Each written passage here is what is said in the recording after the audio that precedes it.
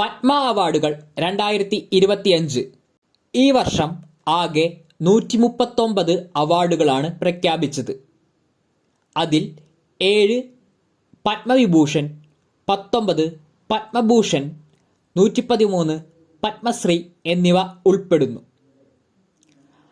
6 മലയാളികൾക്കാണ് ഈ വർഷം പത്മ അവാർഡുകൾ ലഭിച്ചത്.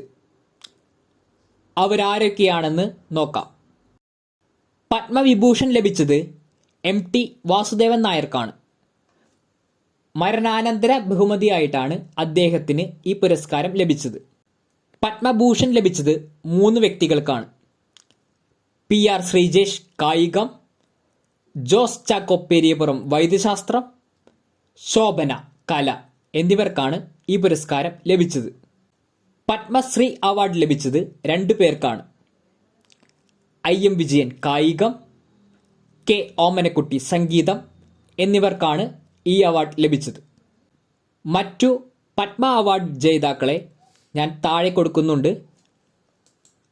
അതൊന്ന് സ്ക്രീൻഷോട്ട് എടുത്ത് നിങ്ങൾക്ക് വായിക്കാവുന്നതാണ്. Thank you.